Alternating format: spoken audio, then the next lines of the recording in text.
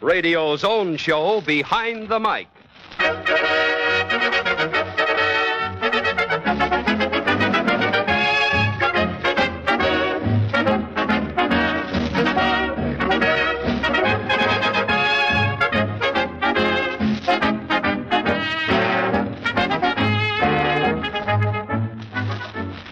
Radio. With a switch of your dial, radio brings you tragedy, comedy, entertainment, information, education, a whole world at your command. But there are stories behind radio, stories behind your favorite programs and favorite personalities and radio people you never hear of. Stories as amusing, dramatic, and as interesting as any make-believe stories you hear on the air. And that's what we give you.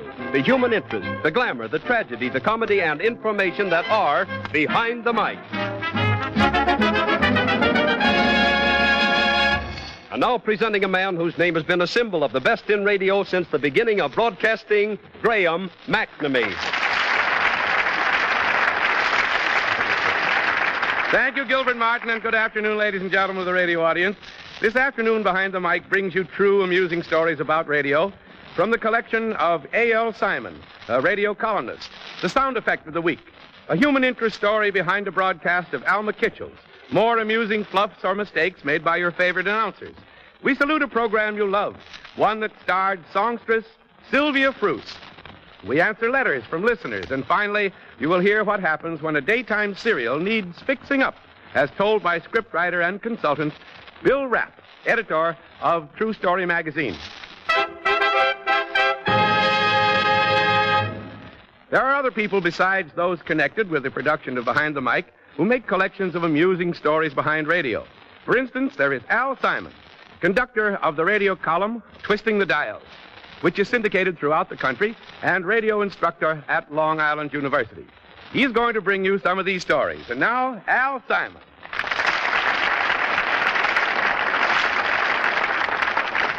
Al, how long have you been collecting stories behind radio? Since about 1937, Graham, when I wrote letters to practically all the stations in the country and asked them to send me stories, particularly amusing stories behind radio. Oh, what are you collecting them for? Eventually, in collaboration with Ben Hall. I want to make a book out of these stories and call it Fun on the Air. Well, suppose we dramatize a few of these true behind-the-mic stories that have been sent to you, Al, huh? That's what we're here for, Graham. Go ahead. To start off, one day the harried girl at the information telephone at KFI, KECA Los Angeles heard. Madam, I've got a little bet you can settle. I'd like to know where KFI gets the correct time. From Western Union. Where does Western Union get the correct time? From the U.S. Naval Observatory in Arlington. Where does the Naval Observatory get it? From the stars. Where do the stars get it? From the KFI time signals. Oh.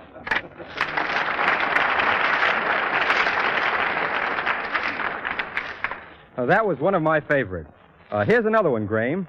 This story concerns Arthur Godfrey, radio commentator. A couple of years ago, a beer concern in Washington, D.C. decided that radio would help their sales pick up in hot weather. They acquired time on Godfrey's Sundial program and sat back to view the results. About 3 weeks later, Godfrey received the following telegram. You're good. Your program is better. Our beer sales are even better than that. We can't fill any more orders. You're fired. Here's another one from my collection, Graham. Eddie O'Shea, the sound effects man at WTIC Hartford, once fired a shot during one of the popular mystery dramas broadcast over that station. The shot was supposed to have killed the villain instantly. A moment later, O'Shea tripped over a wire and accidentally fired the revolver a second time.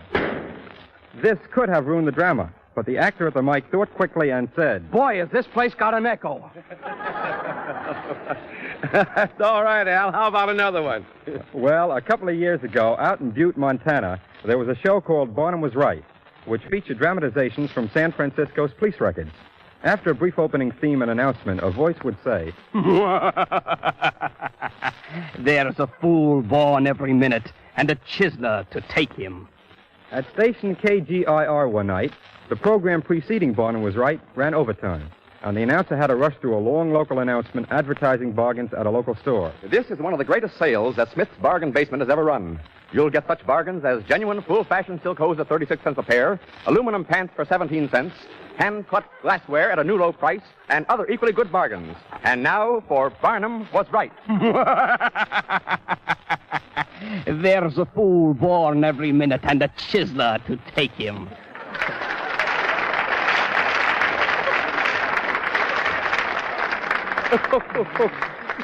But one of my real favorites concerns a nervous speaker on a Chicago station who picked up his speech with the last page first and started us toward right off. And so, ladies and gentlemen, good night. I wonder if you can sit down in those aluminum pants. Well, anyway, good afternoon to you, Al, Simon, and thanks for those amusing stories. We hope to have you back on this program a few weeks from now with a lot more of them.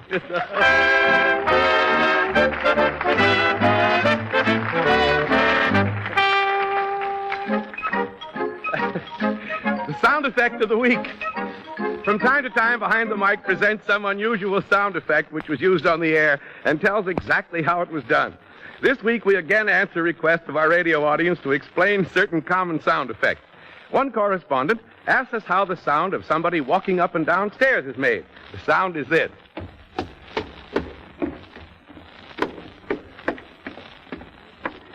It is made by our sound man simply walking up and down 7 or 8 steps of a miniature stairway, especially constructed for this purpose.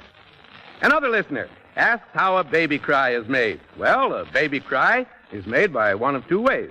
Either by having an expert crier weep into the mic and flood the studio with tears like this.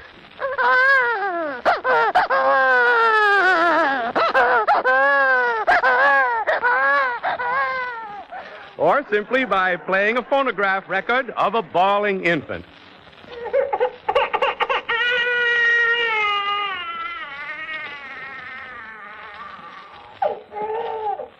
Several months ago, we showed how this same record, played at slow speed, is also used for the sound of a man having a bad case of pink snakes, we'll call it. The same record played at slow speed.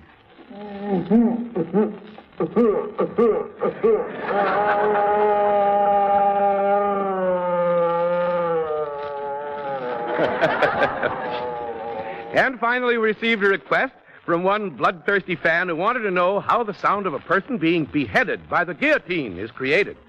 This is done by using a series of pulleys. Attached to one end of the rope, which runs through these pulleys, is a weight, which is released as the pulley is raised and falls with, we hope, a sickening thud, which makes the sound of raising the guillotine knife and dropping it. To make the sound of the head falling, after a deadly silence, you drop into the basket a Persian melon for the head of an aristocrat, for a proletarian a cantaloupe, and for the hoi polloi a squash. Now, this time, a sustaining program, we'll drop a grapefruit. Head bobbed.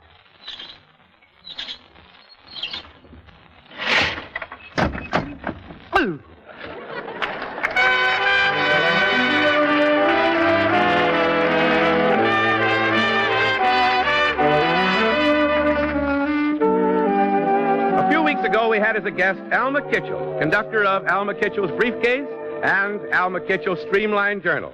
She brought us a most absorbing human interest story, and since then I've learned that she knows many others. So here's Alma with another story of what radio meant to one listener. Alma Kitchell. Come in, Alma. Graham, as you know, or perhaps you don't, the theme of one of these programs of mine is what radio means to its listeners. Of course I do. I listen every day. Thanks. After one broadcast, I received such a human, touching letter from a widow. She told me that she'd been having considerable trouble with her son. She was worried.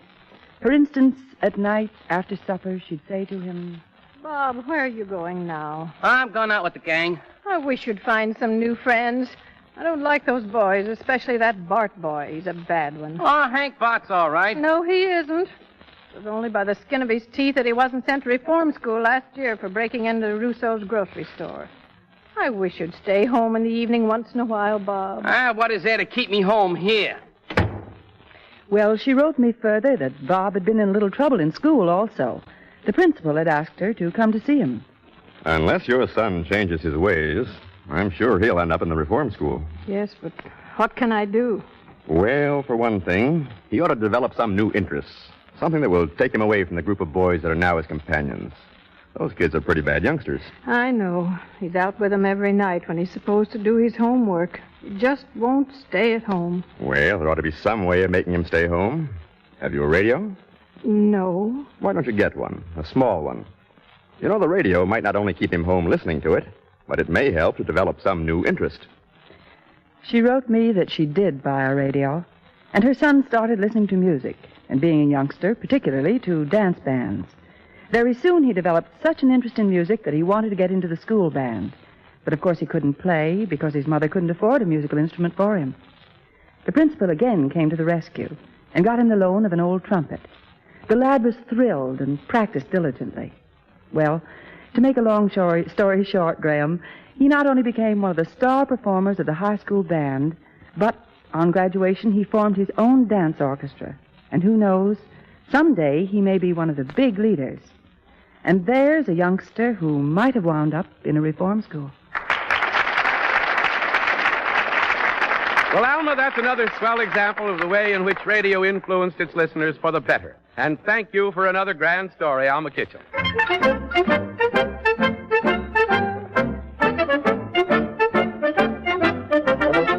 Oddities in Radio, offering odd little true behind-the-mic stories that help make radio sometimes amusing, sometimes exasperating, but always interesting to the people in it. This week's oddity, we once more present some fluffs and amusing mistakes made by your favorite announcers. Most of these fluffs have been supplied by Al Simon from his collection. Announcer Sheb Martino, giving a time signal on station WDZ in Tuscola, Illinois, once said, The correct time is 10 of 10. No, I mean 10 after 10. No. Well, anyway, it's somewhere around 10 o'clock. An announcer on a New York station said, Tonight, fair and cooler, followed by tomorrow and Saturday. On station WMBO, Auburn, a new announcer introducing a soprano soloist said, And now we hear Miss Gilbert singing her interpretation of that beautiful old Jewish ballad, Makushla. On station KDKA, announcer Bill Sutherland, introducing a very large, stout soprano, made this slip. Our singer is well known in musical circuses. And Ted Husing once came out with this one. Here come some government dignitaries, all of them high. Finally, an announcer at WMBO doing a time signal said, The time will be 2:30 p.m. at the sound of the musical goat.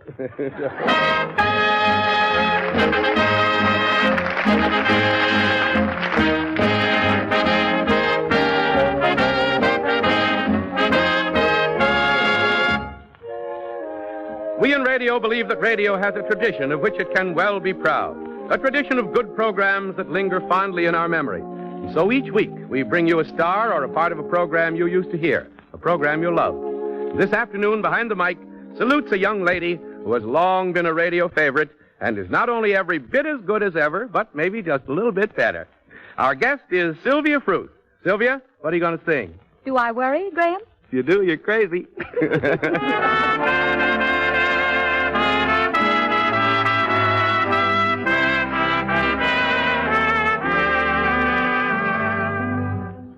Perhaps you wonder how I feel about your sudden change.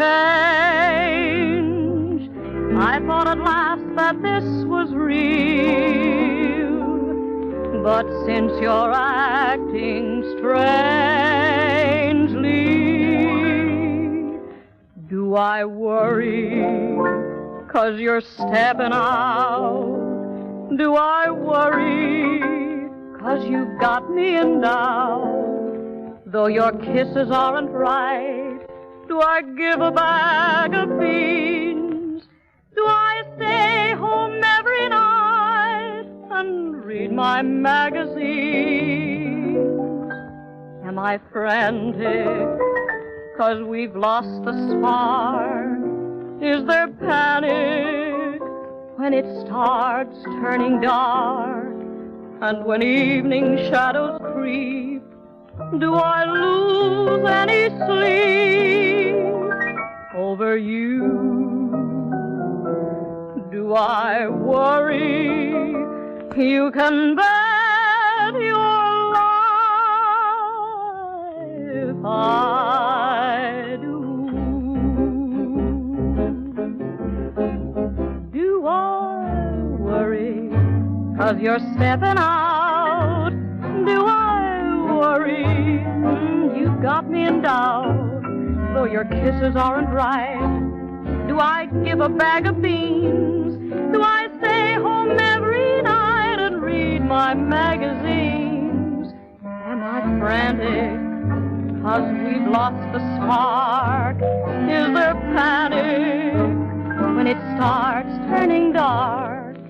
When evening shadows creep, do I lose any sleep over you?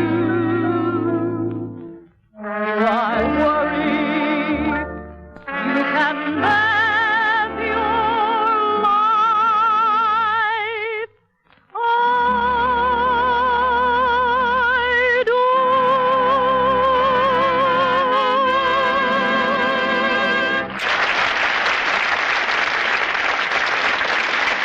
Yes, Sylvia, I think it's even a little bit better. Gal, how you can put a song over. Thank you.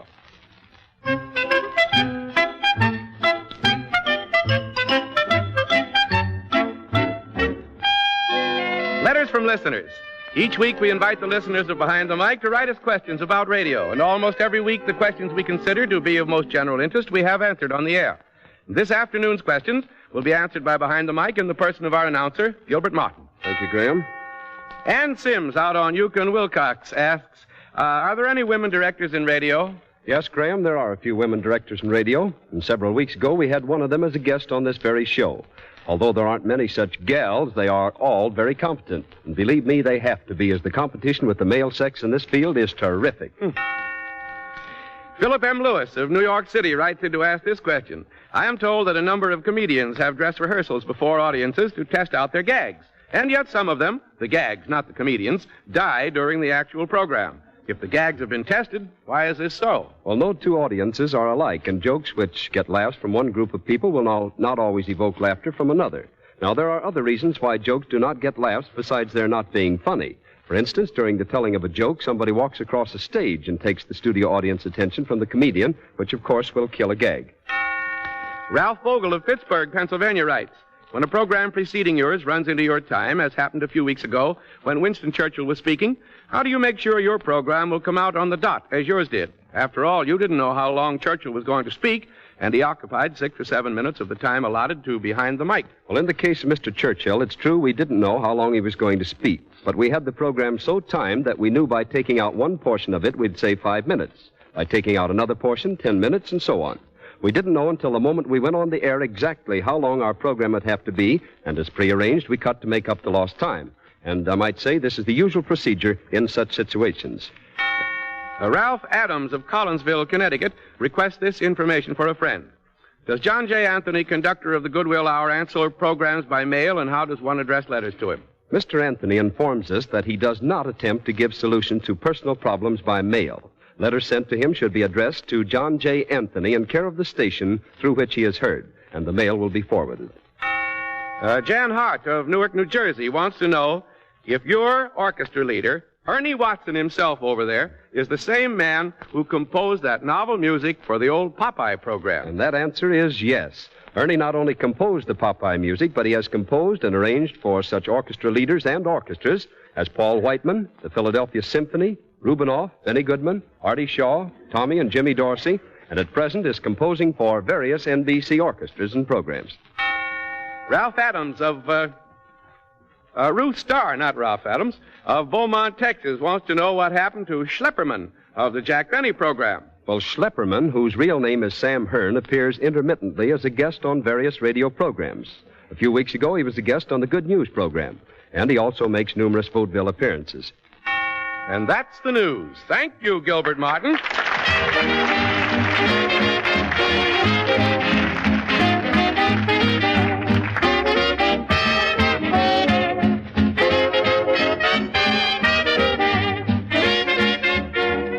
Daytime serials play a mighty important part in radio, and there are very vital writing problems in these shows. Problems that arise when the script goes stale and listeners start to fall away.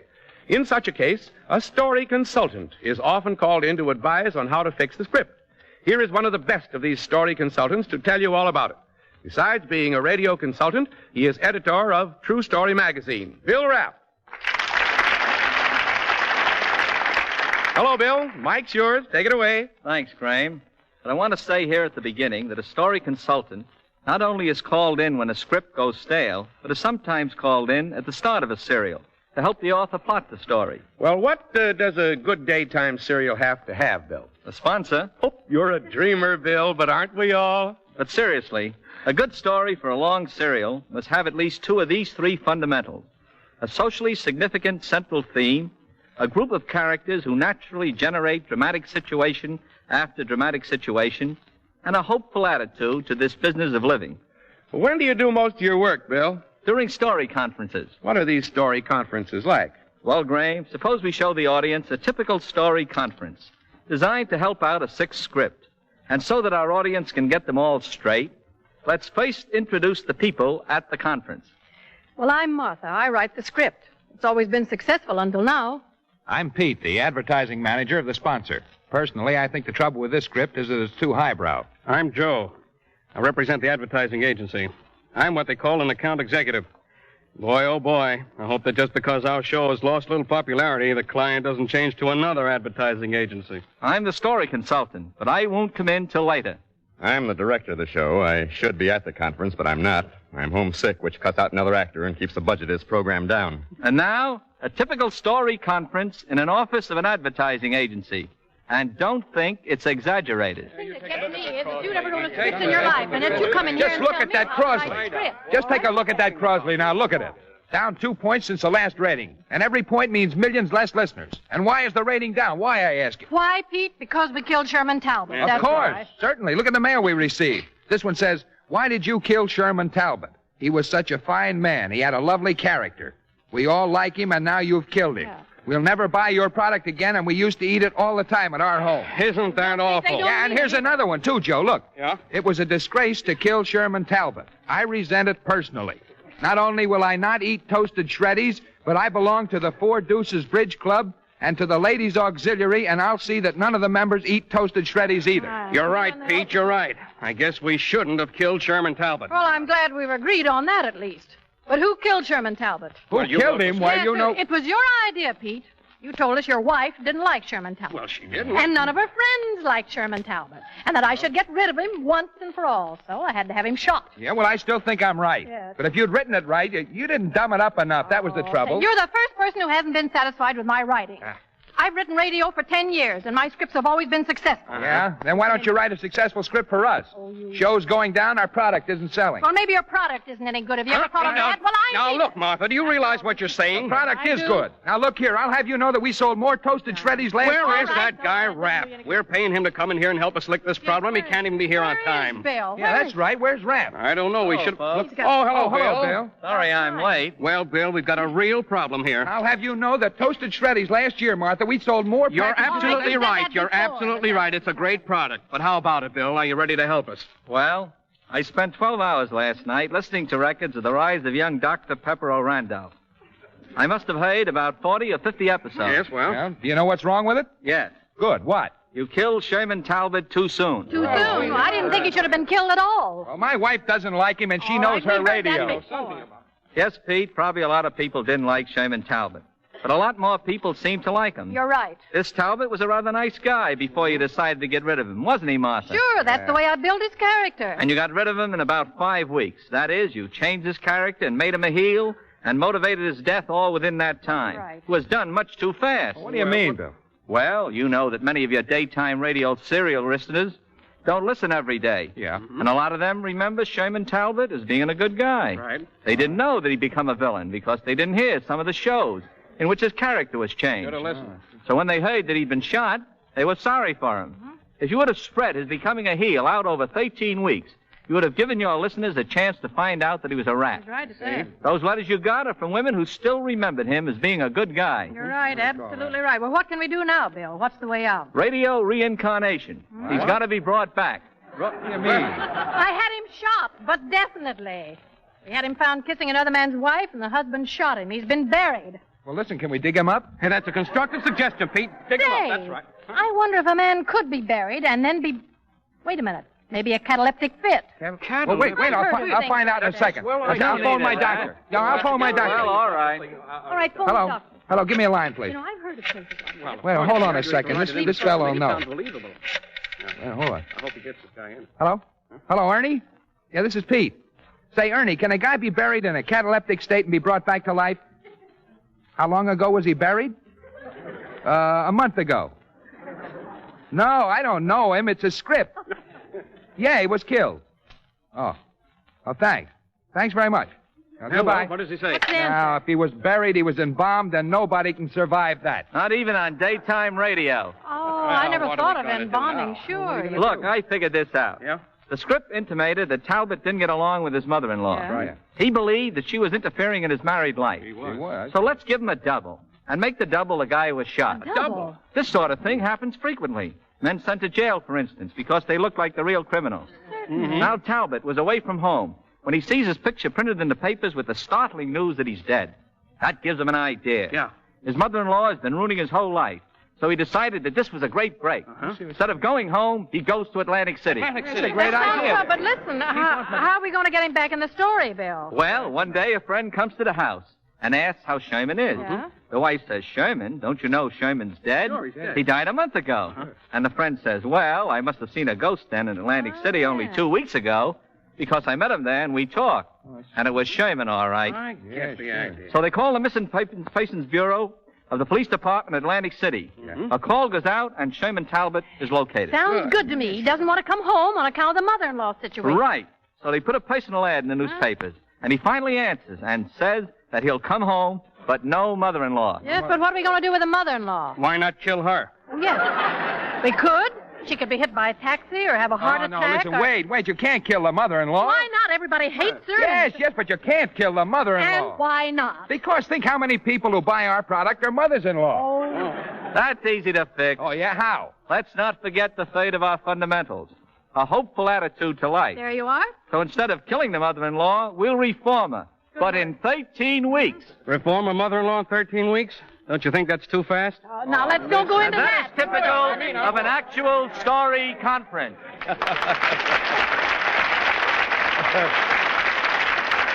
Thank you, Bill Rapp, for supplying that information, for giving us a fine technical story, and for appearing yourself. Thanks, Bill.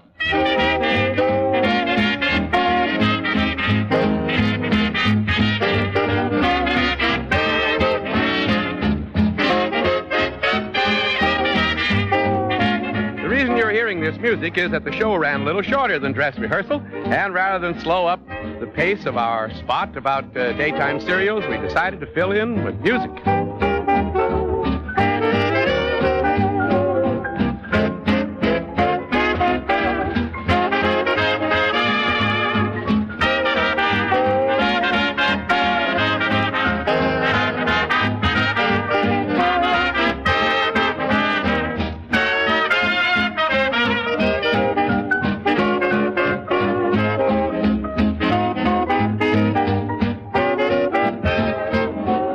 On Behind the Mic, you will learn how songstress Alice Cornett almost lost a sponsor because she lost her southern accent.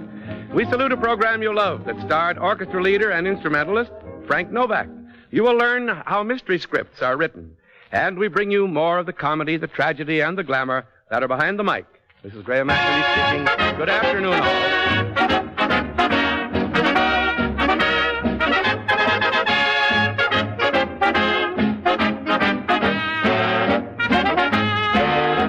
Behind the Mic is written by Mort Lewis. Original music composed and conducted by Ernie Watson. This is the Blue Network of the National Broadcasting Company.